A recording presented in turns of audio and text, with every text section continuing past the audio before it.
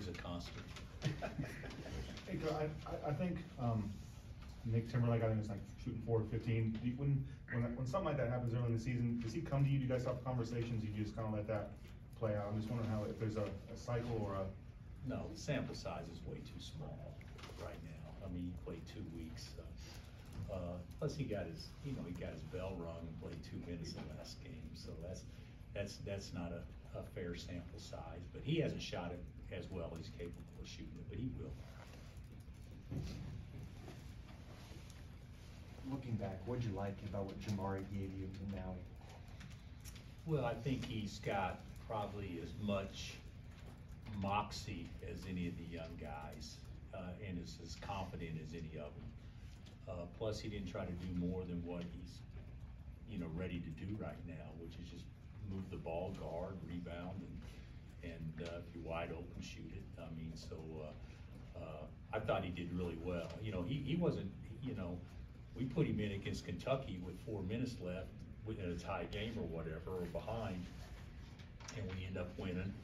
And then I thought he did some good things in Maui. Primarily, the Tennessee game played like 26 minutes. I mean, so that was great to see him get some confidence that way. Something you talked about with the 5th starting spot is who's going to fit well with the other 4. Just how you feel like Jamari fits with those other 4 guys in that lineup? Yeah, I think the sample size again is too small. I mean, I think in certain moments you could say that he fits the best. I think there's been moments where you could say Johnny fits the best, and certainly moments where you could say Marco fits the best.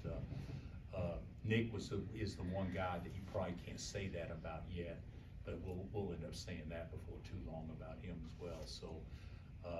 Yeah, I don't know exactly who it is, but once again, I'm not as much worried about a 5th starter as I am just getting the guys to play better, and that'll work itself out. You mentioned Nick getting his bell rung. Do you anticipate him being available tomorrow? Oh yeah, he's available. He practiced yesterday. Yeah, he's practiced the last 2 days. So yeah, he's available. Bill, I know you mentioned before about Marco just kind of acclimating to the college game and kind of sometimes being at his head. How would you say his progression has been the last few weeks, and have you seen some development on both ends? I would say that I think he's probably gaining on it.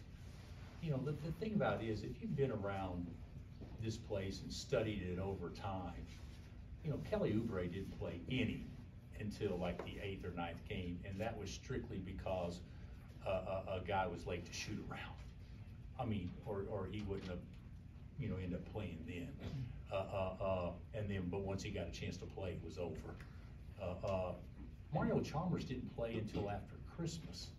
You guys sometimes look at guys coming in and expect them to be all this or all that right off the bat, and it doesn't happen that way with everybody. Cole Aldridge was a lottery pick, and he couldn't get in the game. Thomas Robinson's a lottery pick, he couldn't get in the game. Travis Relaford was a hell of a basketball player here and didn't play for 2 years. The guys have done fine, but it's still early, and they're not quite where we hope they would be, but they're not so far off that they can't get there in a short amount of time. So, and also the schedule really hasn't lended itself to playing through a ton of mistakes. I mean, you're playing 4 of the best 15 teams in the country in the first 2.5 weeks of the season. So there's not too many teams doing that as well. How's the team, coming back jet lag? Is it a tired team or? I thought we were a very tired team on Saturday, and we didn't do a lot. And then I thought yesterday we were better, and today I expect us to be full speed. So there's no excuses. 2-1 in Maui. When looking at the tapes, how do you assess the 2-1? Well, first of all, the game against Tennessee is one of the best wins we've had here in a long time. I mean, 13 hours, one starter hadn't slept in 4 or 5 days. You got Kevin playing sick the whole time. I mean, you got a lot of things going on, and somehow rallied to beat a team that could easily win the SEC. That was a big win for us, and a gutsy win, to be honest with you. I didn't think we played well against Marquette at all, but I also think Marquette is a more connected, further along basketball team than we are at the same stage too. Even though I didn't think we played well, the end result wasn't something that you say, oh my God. I think the fact that we can play well is something that needs to be addressed. But I thought that was a pretty good learning experience for our guys going through that. What do you think of your current ranking, number 5? I could care less. I don't know what rankings matter in November in college basketball. Now football's different. You know, football, if you lose two in September, you're done. This is not like that at all. So, and if it was like that, then obviously you wouldn't schedule the way that we have. But I think you know, we've gone 2-1 in our big game so far, and I don't think that's poor at all. I think we feel good about doing that. You mentioned how the high-level opponents so far hadn't always been conducive to certain things. Now you got. I'm sorry, start that again. Yeah, all good. So you got a long stretch of home games coming up now. You got an ebb and flow between different levels of opponents. Just how will that help you in terms of developing the team at this juncture in the season? How will our schedule help us develop? Since you got a lot of home games and it's going to be going back. I don't. What do we play the next 4 at home? Is that right? Yeah, you don't go on the road until Indiana. Yeah, but it's 4 in a row at home. Mm-hmm. I think that's good. I think you know, a lot of times you talk about ebbs and flows and developing a team. You know, I would think that most of our fan base thinks Missouri's a must-win game. I would think a lot of people think that Connecticut is a game that you do everything you possibly can to win. So if you're just trying to work in guys just because they're young to play, I'm not sure those are the type of games you do that with. So, you know, I think it'll happen naturally. And of course we play Eastern Illinois tomorrow, and Marty's a great coach, and we're gonna play to win that game. And if we get a chance to play a lot of guys, great. But I would predict we're going to play 9 guys, and we're not going to play 10. And 9 exactly will play, and so how the minutes are dispersed or what, I don't know that yet. And then is everyone else doing all right health-wise as well? You mentioned Nick. Yeah, everybody practiced, except for Jank. Jank's got the flu, or maybe not the flu, but he's got some bug. You talked about guys coming in and people expecting them to be all that right away, and I was going to ask you this anyway, but not specifically with your guys, but has what a McDonald's All-American is changed over the years? I know you've recruited a lot of them, whether you got them or not. You've seen that game, you know those players. Well, I think that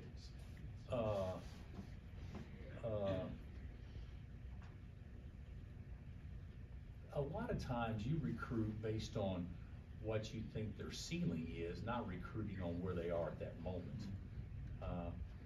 I don't know if in football you recruit an offensive tackle because he can start as a freshman. I don't think anybody thinks like that. So in recruiting, it's different. You know, the guys that are coming in and starring and doing a lot as a freshman, some of them aren't highly recruited guys. Some of them just fit. Some of them know how to play. Some of them are playing a lot because they have to play a lot because there's nobody else to play. Some of them are automatic one and dones. Some of them are 2 or 3 year guys. I mean, everybody's different. Everybody has their own ceiling and on pace in which they can reach that ceiling. So a sample size of 2.5 weeks, I think is so unfair to think that we're making a judgment based on who somebody is, based on an expectation. I'll be honest with you. whether you're McDonald's All-American or Christian Brown, I got this exact same expectation for you when you get here. I mean, no, I didn't think Christian was less than a McDonald's All-American, and I didn't think a McDonald's All-American was more than Christian when they came in. When you take that jacket off, or if you never got one to put on, it doesn't matter. It's in a closet when you get here, and you got to reprove yourself all over again. That's the way it works everywhere. And what you do in college, unless it puts you in a position to be a lottery pick or something, doesn't have anything to do with you beating out 28-year-old men when you get to the pros too. It's a fresh slate. How can you help us win and be better? So everybody goes through things differently. I'm hearing that Toronto loves Grady Dick, but he's not playing as much as some of the other rookies out there. Does that mean that he's not as good a prospect? No, it doesn't mean anything like that. It means for that particular organization, this is their strategy in developing him and whatnot. Yeah, sample size is too small, 2.5 weeks in, and if we bid on all that, then there would be a lot of really good players that played here that went on to have great careers and even get their jersey hung and go on to be pros that we may have given up on a little bit early just because they got off to a slower start than what the fan expectation thinks it is. Real quick too, I wanted to ask you about Hunter and rebounding. Did he flip a switch when the regular season started? You talked a little bit about that in Puerto Rico and exhibition games, that he didn't go after the ball as much. I actually think he looks like a different guy rebounding the ball. Mm-hmm. You know, he's getting a lot of balls, and you could say, well, some of them are falling his way, but he's going to get some in traffic too. I mean, I think he's leading the country in rebounding as we speak, which who knows if that can maintain at this level. But you got to understand something. When you look at stats, look at the games that are your hardest games. Stats can be so skewed. You know, some guys average 15 a game and they got 28 against somebody, and they got 4 against Tennessee. That's not the way you should look at it. Hunter's getting 27 and 20 against Tennessee and Kentucky. That's what, and then if you get 4 in a game, like one of our first 2 games of the season, it totally skews your stats. But he's averaging 12.3 a game. But if you just look at the 3 hardest games we play, heck, he's averaging 16 or 17. So that's at least how I look at it. I think stats are so misleading, especially when there's such a small sample size of what somebody is doing. Somebody could get 10 assists in the game and get a total of 3 the next 4 games, and he's averaging 4 assists a game. No, he's not. He's averaging 1. You know, the way I look at it. So I think Hunter's stats, based on who we played, have been very impressive. Got time for a couple more. Bill, the tangibles and intangibles that you're seeing in your staples, defense and toughness, how is this team impressing you early on? I don't think that, from my vantage point, we've guarded yet like we're capable of. But statistically, we've guarded great. But I don't think that's totally real either. I think we've had some people miss some open looks too, Dave. But I do think that the Tennessee game, from a toughness standpoint, I mean, we haven't had too many teams pull that off since I've been in Kansas.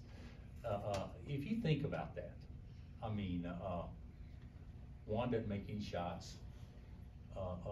KJ hadn't slept in 4 days, and you know he's totally spent.